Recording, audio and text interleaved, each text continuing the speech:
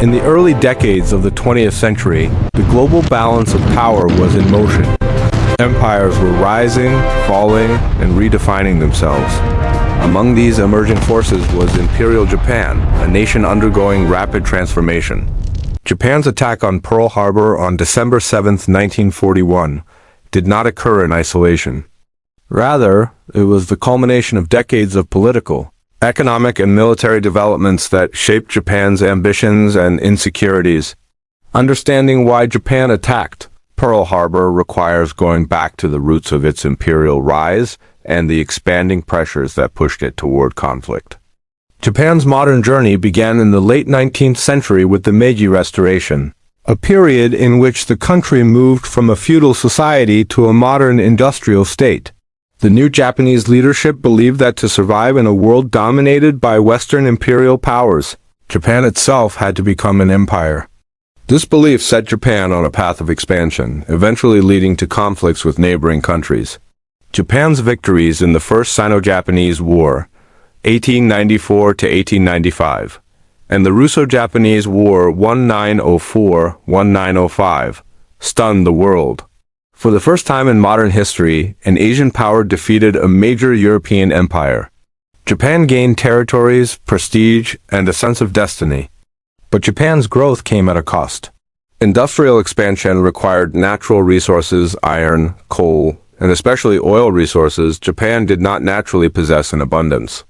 Consequently, Japan looked to Korea, Manchuria, and eventually China as both markets and sources of raw materials.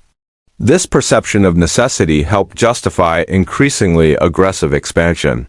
By the 1930s, Japan adopted a militaristic state ideology. Civilian leadership weakened, and generals and admirals dominated political decision-making. In 1931, Japan invaded Manchuria, establishing the puppet state of Manchukuo. Then, in 1937, Japan launched a full-scale invasion of China, leading to brutal, prolonged conflict. The United States, though not yet directly involved, condemned Japan's aggression. American sympathy leaned heavily toward China, especially after reports of atrocities such as the Nanjing Massacre. As Japan pushed deeper into China, its dependence on imported resources became even more severe. Japan purchased nearly 80% of its oil from the United States. This created a paradox. Japan's expansion required military power required oil, and oil came from a country that disapproved of Japan's expansion. Japan understood the vulnerability of this situation, and American policymakers recognized the leverage it provided. In 1940, Japan took a major strategic step by joining Germany and Italy in the Tripartite Pact, forming the Axis powers. Japan hoped this alliance would discourage American interference in Asia. At the same time, Germany's victories in Europe emboldened Japanese leadership. Paris had fallen. Britain was struggling for survival. The United States appeared hesitant to enter the war. Japan believed the moment was ideal to seize control of Southeast Asia and its rich resources. But one major obstacle stood in the way: the U.S. Pacific Fleet. In 1940, President Franklin D. Roosevelt relocated the American Pacific Fleet from San Diego to Pearl Harbor, Hawaii. The move was symbolic and strategic. It signaled to Japan that American interests in the Pacific were serious and that further Japanese expansion would not go unchallenged. Japanese leaders viewed this relocation as a direct threat to their broader imperial ambitions. And then came the decisive blow. In July 1941, after Japan entered northern French Indochina, the United States responded by freezing Japanese assets and imposing a complete oil embargo. Without American oil, Japan calculated it could maintain its war in China and sustain its navy and air force for only about 2 years. The embargo forced Japan into a corner: either withdraw from China, accept diplomatic humiliation, and abandon its imperial ambitions, or secure new sources of oil by force. Japan's military leadership chose the second option. To achieve their goals, they planned the Southern Expansion Strategy, a rapid military sweep across Southeast Asia to seize the oil-rich Dutch East Indies, modern-day Indonesia, British Malaya, and other territories. but Japan understood that such expansion would inevitably trigger American intervention. The U.S. Pacific Fleet based at Pearl Harbor could disrupt Japanese advances and challenge their dominance. Therefore, Japanese strategists proposed a bold and dangerous solution: cripple the American fleet before it could respond. Admiral Isoroku Yamamoto, the architect of the plan, knew the risks. He had studied in the United States and understood America's industrial capacity. "If I am ordered to fight," he warned, "I shall run wild for 6 months. But I can give you no guarantee beyond that." Yamamoto believed Japan could not win a prolonged war, but he hoped that a devastating surprise attack might shock the United States into negotiation rather than full-scale war. Thus, in late 1941, Japan prepared a coordinated attack on Pearl Harbor, believing it was the only path to secure its empire and avoid collapse. The stage was set for one of the most consequential events in world history, a moment that would change the global balance of power and draw the United States into World War II. By late 1941, Japan's plan for a surprise attack on Pearl Harbor was finalized. The mission would be executed by the 1st Air Fleet under Admiral Kiichi Nagamo. The goal was clear: inflict maximum damage on the American Pacific Fleet, destroy aircraft on the ground, and cripple the U.S. ability to project power in the Pacific, at least long enough for Japan to seize territory throughout Southeast Asia and fortify its defensive perimeter. Japanese commanders believed that if the initial blow was strong enough, the United States might negotiate peace, leaving Japan's newly acquired empire intact. On November 26, 1941, a task force of 6 aircraft carriers Akagi, Kaga, Soryu, Hiryu, Shokaku, and Zuikaku departed from northern Japan. Their movement was shrouded in secrecy. They sailed through harsh northern waters, avoiding commercial shipping lanes and maintaining strict radio silence. On board were more than 350 aircraft, torpedo bombers, dive bombers, high-altitude bombers, and fighter escorts. The fate of nations rested on their mission. Meanwhile, diplomacy continued in Washington.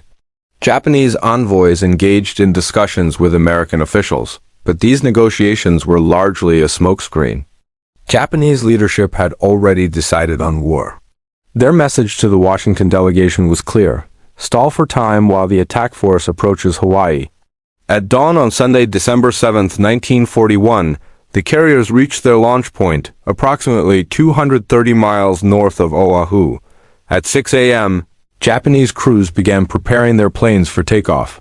The first wave, consisting of 183 aircraft, lifted into the sky. Their targets included battleships moored at Battleship Row, airfields such as Wheeler and Hickam, and other naval installations. At 7:48 a.m., the attack began. The sounds of explosions echoed across Pearl Harbor. Torpedo bombers skimmed over the water, releasing their modified torpedoes designed specifically to operate in the harbor's shallow depths. Dive bombers plunged toward their targets, releasing bombs with deadly precision. Within minutes, battleships such as the USS Oklahoma and USS West Virginia were severely damaged. The USS Arizona suffered a catastrophic explosion when a bomb ignited its forward ammunition magazines, killing more than 1,000 sailors instantly. The second wave, composed of 167 aircraft, attacked shortly after. They targeted additional ships and airfields. American forces fought back courageously, but were caught off guard. Radar operators had detected incoming aircraft earlier that morning, but the warning was dismissed as a group of American bombers arriving from California. By the end of the attack, lasting roughly 2 hours, the damage was staggering. 2,403 Americans killed, 1,178 wounded. 8 battleships damaged or sunk, nearly 200 aircraft destroyed, numerous cruisers, destroyers, and support vessels hit. Yet, despite the devastation, critical American assets survived. Japan failed to destroy key fuel storage facilities, submarine bases, and most importantly, the American aircraft carriers. The USS Enterprise, USS Lexington, and USS Saratoga were not in port during the attack. These carriers would later play a decisive role in turning the tide of the Pacific War. The following day, President Roosevelt addressed Congress, calling December 7th a date which will live in infamy. Congress responded with near-unanimous approval for a declaration of war on Japan. Within days, Germany and Italy declared war on the United States, bringing America fully into World War II. Japan had hoped that the attack would shock the United States into submission. Instead, it united the American public with a sense of resolve more powerful than Japan had anticipated. What Japan saw as a quick, decisive strike became the beginning of a long and devastating conflict that would ultimately lead to its defeat. In the months that followed, Japan achieved remarkable early victories. It captured the Philippines, Hong Kong, Malaya, Burma, and the Dutch East Indies, acquiring the natural resources it desperately needed. These successes seemed to validate the bold gamble at Pearl Harbor. But beneath the victories lay a growing imbalance. The United States began mobilizing its enormous industrial potential, producing ships, planes, and tanks at a pace no Axis power could match. 6 months after Pearl Harbor, Admiral Yamamoto's prediction came true. At the Battle of Midway in June 1941, American codebreakers enabled U.S. forces to ambush the Japanese fleet, sinking 4 of Japan's frontline carriers, the same carriers that had attacked Pearl Harbor. This defeat permanently shifted the momentum of the war. From that point forward, Japan fought defensively, losing territory island by island. The attack on Pearl Harbor reshaped global history. It ended American isolationism, accelerated the downfall of European colonial empires in Asia, and contributed to the rise of the United States as a global superpower. For Japan, it resulted in total defeat, occupation, and a complete transformation of its political and military structure. The decision to attack Pearl Harbor was driven by a mixture of ambition, fear, resource dependency, and strategic miscalculation.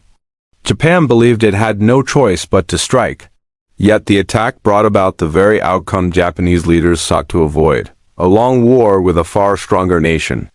Pearl Harbor remains one of the most studied and significant events in modern history, a reminder of how strategic choices, misunderstandings, and miscalculations can alter the course of the world.